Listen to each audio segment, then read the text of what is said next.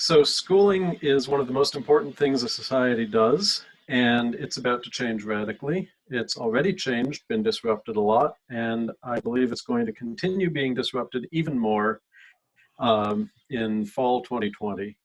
Now, disruption offers the opportunity for improvement. Uh, our school system in the US definitely could use some improvement. However, I'm not optimistic. In this presentation, I'm going to be exploring some of the reasons why it's problematic to actually improve. Why do I say school won't be normal? COVID is not going away. We won't have a vaccine. We're probably going to be mostly staying home, at least in California. So far, 0.1% of the world has been infected, and we've seen the stories from Spain, from Italy, from New York. And David, you're not using my latest version of slides. I crossed out in the US and put West Coast. David, can you pause for a minute, please? Okay, so what I was, can you go back a slide? I don't know why my latest edits didn't get in. That's going to be a little bit of a distraction. Okay, so New York State New York City may have actually infected a lot of the people in it, but California thankfully has not. And if we have only two choices: avoid overwhelming our health system, means most of us won't be infected yet by the fall. Okay. So kids will be staying home. In the end of the, wait, David, I'm sorry, this isn't working. Can you go back? Can we do the next slide thing? Can we do manual? I was trying to talk to you, but I was muted, so no one heard it. So let me refresh it, and we'll start again. All right. I'll refresh it with your latest presentation. I did that earlier today. Okay, thanks. One moment. I assumed you'd be just using my URL.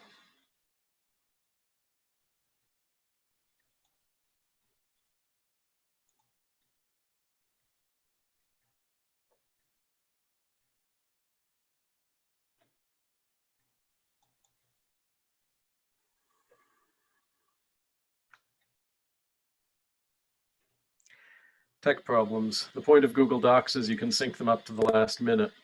Right.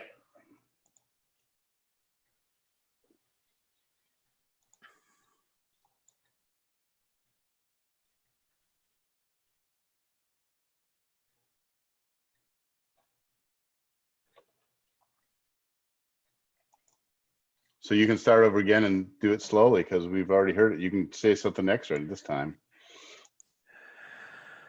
All right. Here you go. Thank you.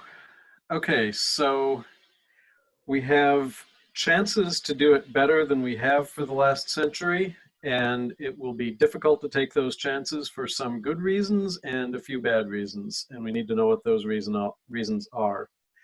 So a lot of things were broken, from bullying in schools to decades-old textbooks to old educational models to No Child Left Behind.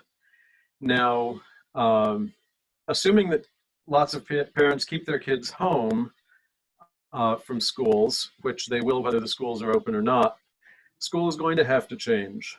And the question is how. We all know how horrible COVID is if we've been reading the news at all. If you want a really depressing thing, read about accounts from doctors in New York City. And we need to keep that out of California. We need to stay home. So video learning was done in this spring. Kids staying home is thinkable. Schools are doing the best they can and just dealing with whatever problems come up. It would be great if that continued and grew into actual innovations in fall of 2020. There's lots of options, and we'll be inventing more. And if we can use these innovations, then school has a chance to get better in ways that it's not good now. Now, school is not just education. School feeds the kids, school controls the kids physically and sometimes mentally. School employs a lot of adults, school advises families, school monitors families, Some things schools do will be profoundly disrupted with kids staying home. Physical education, sports, classroom management, socialization of children, childcare, that's a huge one. We don't even know what childcare is going to be like in the fall. Um, almost everything school does is going to be disrupted to some extent. We don't know how much. Some schools are working around some things, but you can't play football if you're social distancing. Volleyball, maybe, but not football. So in the fall, when kids are staying home, we'll probably have the internet. I don't know if it'll still be working well enough for video calls. We'll have phones and computers, but there are supply chain problems, and some people don't have lots of budget. We will have new problems. Social media can be vicious. Grief and shock will be everywhere. We will have perverse incentives that make schools really hard to reform, and lots more people will be poor in the US. And so I'm going to talk about each of these responses in the next few slides. Some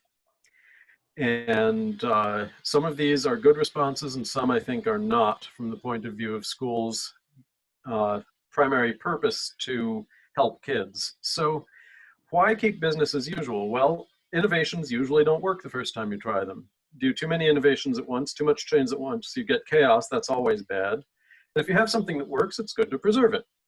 Now, should schools preserve employment? I put up a couple of things here that shocked me. When I read the thing about union dues, I said, bulldoze that school system. It's hopeless to start over.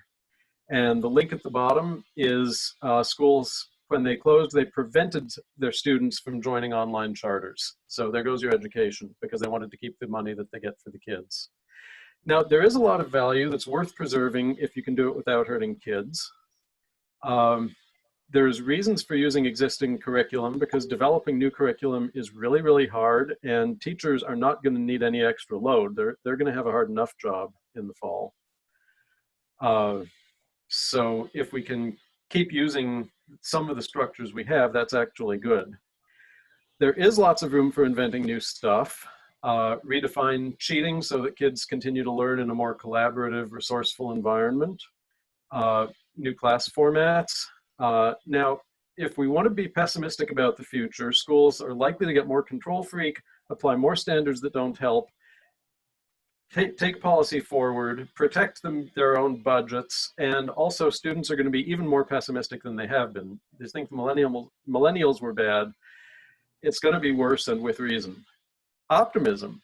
We have more flexibility now. We can deliver lots of value in parallel over computers. We can invent at software development speed. Homework for my audience here is invent new stuff, get active, demand that school boards don't actively hurt kids, as some of them will, and focus on what the kids need, not what the teachers need. Sorry, I'm married to a teacher, but I'm going to say that anyway. Kids are more important than teachers. Teachers need to help kids. So that's my presentation. There was way more than I could have said in 5 minutes, or even 5 minutes plus 4 extra slides. So I will now open up for questions. Wait, can you talk a little bit about those perverse incentives and what those are? Yeah, it's very simple. A perverse incentive is keep all the school administrators employed, even when they are not adding value to the kids. So, for example, if there's an online learning model that lets one teacher teach 300 kids, the school might say, well, but that'll put all the other teachers in that grade out of work, so we can't do it. And that kind of thinking is very easy to get into. Another one is if our schools suddenly go out to charters, then the standard public school system won't, especially virtual charters, online charters, the standard public school system will lose a lot of value. We can't have that, we have to prevent it. That has already been said, and it's horrible. Renata. Thanks for your, Jamie, did you, okay. Thanks for your presentation, Chris. I am steeped in this very much every moment of every day now. But one of the things that is feeling really like I feel really lucky to live in San Francisco or in the Bay Area because of the things that the school system and the tech money that's here is making possible for kids. So I just wanted to share this because it made me feel a lot better about what's happening. There are buses, or I don't know exactly how they're doing it, but Google's providing wireless internet to neighborhoods that don't have it. There are meals being provided at schools right now, which is great. Like they have a couple times a week you can go pick up food, and they're also providing Chromebooks to kids in the San Francisco Unified School District and a bunch of other school districts, and that feels good. Equity is definitely, like you said, a big issue right now. And we are very lucky here in the Bay Area, and that is not the case everywhere. But yay, and yes, I liked your action items to at the end there. That was really good. Yeah, a lot of schools, I didn't want, I probably sounded more accusatory towards schools than I should have. Um, Schools are definitely doing positive things as well as negative things, and I think the actual teachers in the schools, most of them are going to try to do the right thing. But when you get an administrator who deals with a teachers union, who um, you know, it's easy for the higher level, and that's not even getting into the politics. The active anti-school forces in some of our political parties. There's going to be a lot of largely successful attempts to screw things up even worse. For a variety of reasons, everything from politics to ideology to greed to just inertia. So look for schools to do the good that they can, but also look for them to uh, collectively resist some of the good they could be doing. I heard something great about that. Thanks. Or not exactly directly related to that, but somebody saying, "Hey, this is not a remote learning. This is like emergency response, and we're setting up remote learning." And because I'm sure all schools are like the one where I'm working, where within like 3 days we turned an entire 50 years of school into an online program that had never been that way. And we basically every week change the schedule and the curriculum and our platforms and expectations, and it's driving me insane. But hearing that, I don't remember where that came from, maybe like Edutopia or one of the big education blogs, but about like we are currently working on developing a remote teaching platform, but it wasn't there. It was a response to keep your kids from killing you all day long and keep you from killing them at the beginning, and to keep them still learning. And it was just helpful to look at it that way. Adina, you have a question? Yeah. In Oregon, there's just a comment on that too, is that with the charter school, it's now, my understanding is it's like a state mandate where the children can no longer join these already created online platforms. With that said too, though, you're saying students are just picking up food a couple times a week. We are dropping student food off for students every single day, because I'm on like remote coast, Oregon coast. My school is small, like the entire district is still smaller than just San Francisco. But we have over 1,000 students that have had been homeless this year. My high school only has 200 kids in it, if that like puts that in perspective. Like the entire district gets free meals. So a lot of those administrators right now are on the buses every day, dropping meals off for students and getting the Chromebooks out to the students. So yes, there's a lot of improvements, and there's things that like really need to change, but there's also homeless children that are needing to be fed and no longer have their safe place to go anymore. That just doesn't work remotely. Yeah. And the reason that it's Yeah. only a couple times a week now in San Francisco, they were doing it every day, but just because of social distancing, they made it so that they're giving them more food a few times a week so that they have to do it less frequently and have less contact or something like that. But yeah, especially for the populations that you're working with and talking about, this coronavirus, first of all, if school wasn't even involved, would impact certain communities much harder than others. And especially related to education, it's a really big, it puts a big spotlight on privilege and socioeconomic differences and inequity in a crazy way. Yeah, and it's Yeah. varying highly from it's varying highly from district to district. In Mountain View, it's still a mess, and the kids were not all issued Chromebooks, and you know, and we're across the street from Google, like literally across the street from Google. But all the parents I've talked to have said, "Well, teacher A is giving us 14 packets worth of work that we can't get through." And teachers B through J have given us nothing. And, you know, so, I mean, it's really a mess. And I keep saying, you realize the teachers have had zero instruction in this, zero, you know, so there's no training in remote learning. I will just augment what Chris said, though, about I don't think he's necessarily wrong that we won't start this fall, but I don't think that we will do remote learning forever, in that what education, as I understand it after 30 years in it, is the primary function of education is to babysit. So be clear.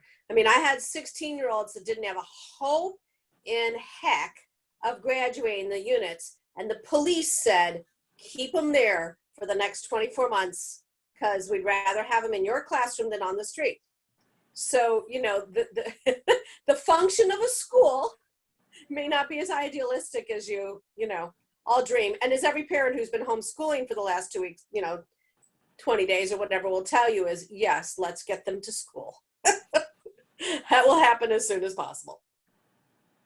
I didn't have time in this presentation to talk about the parents, which is a major gap in the presentation.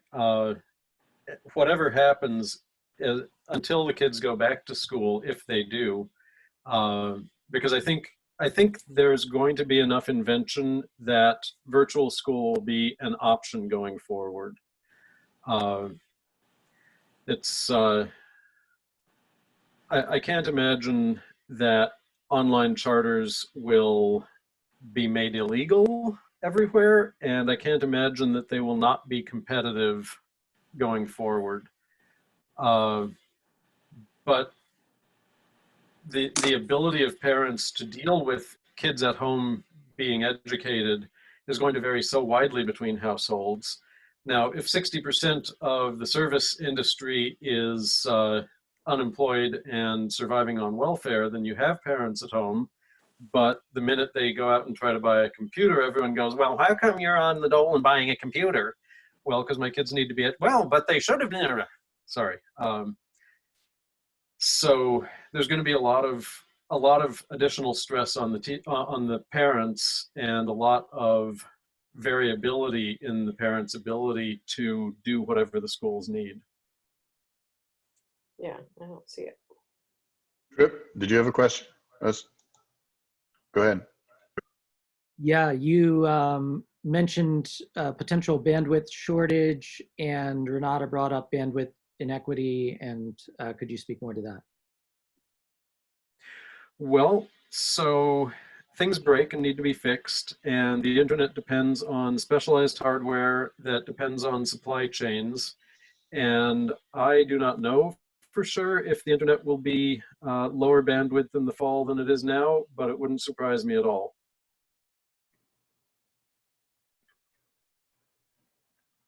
Any other questions? Garrett. Okay. I think everybody else knows the answer to this question but me, based on the way people are talking. But so there's a thing called online charters now, and people hate them and or are hopeful about them. Or what is this? I'll let someone else answer that who knows more than I do. Is there that person in this room?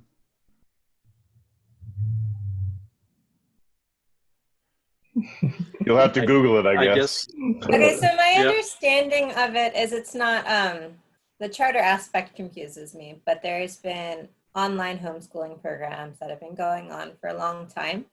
And once school closed, there's a huge rush for these parents to sign up on them.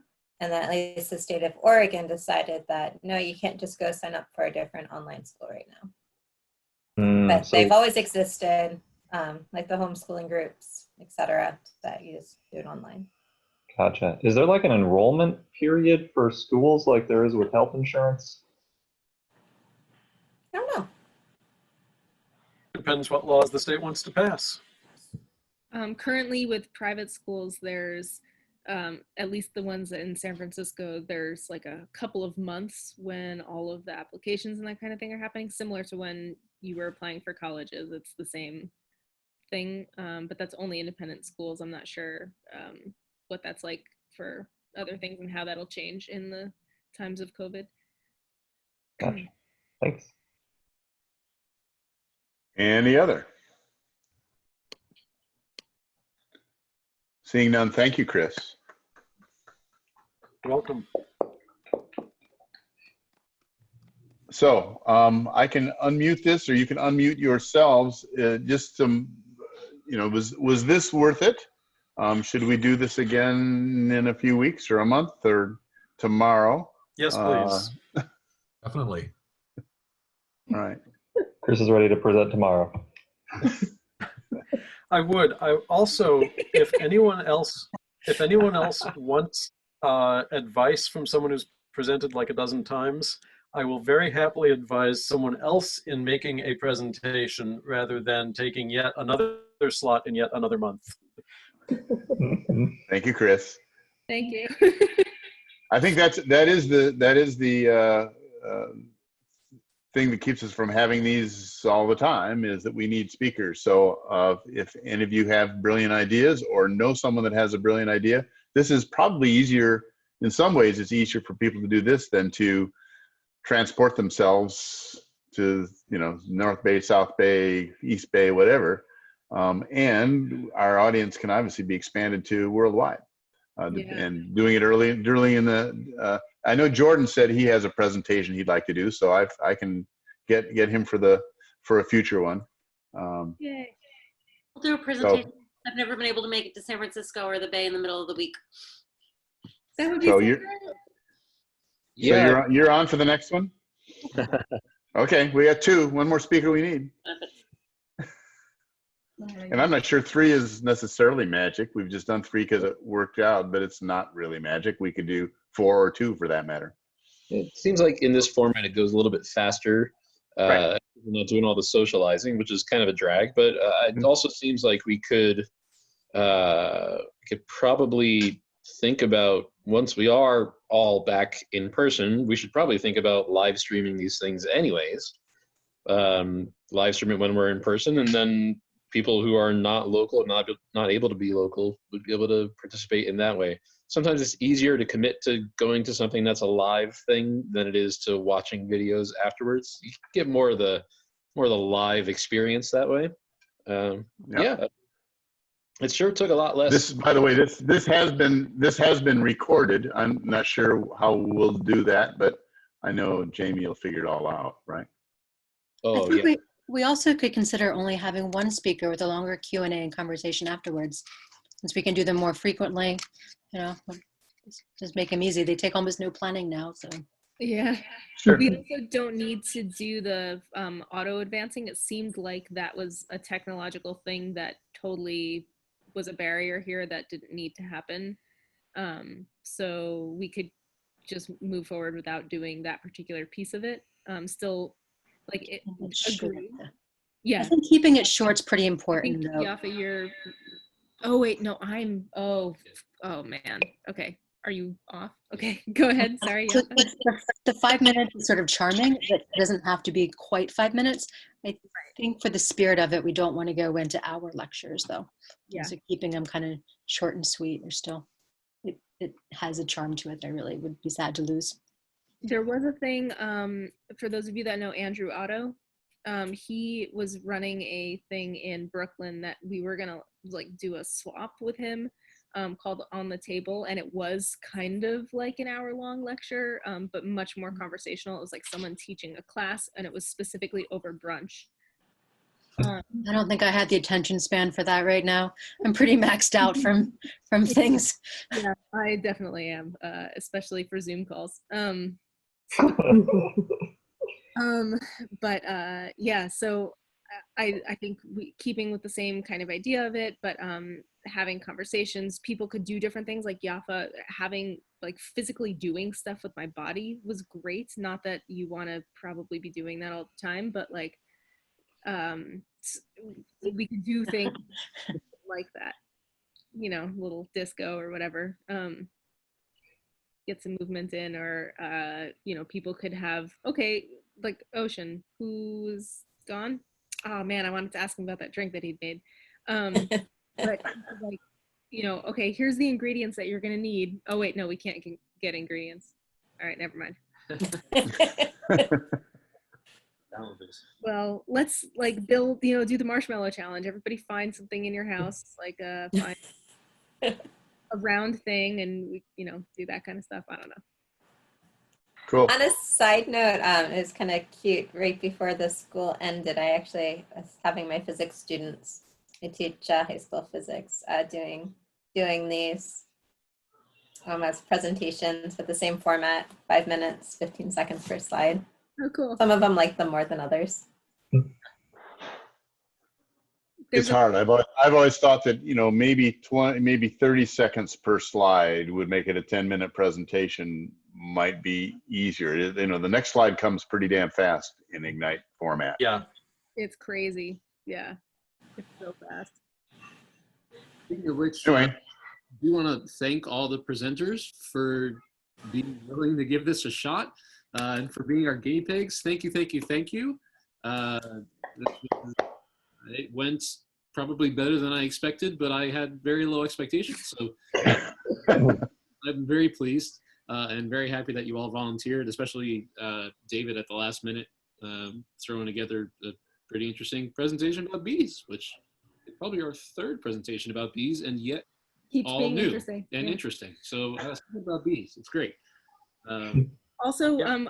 I haven't been at a Synapse Synopsis with Yafa in a while. We've like alternated when we've been there, and Yafa was part of the impetus of all of this. And I know some of you know that because you've been around for a while, but for those of you that haven't, Yafa was like, we were walking on a trail in Ventura, I think, and like brainstorming what this could be. And you were part of that very much. And then the idea of community announcements came from you, and other.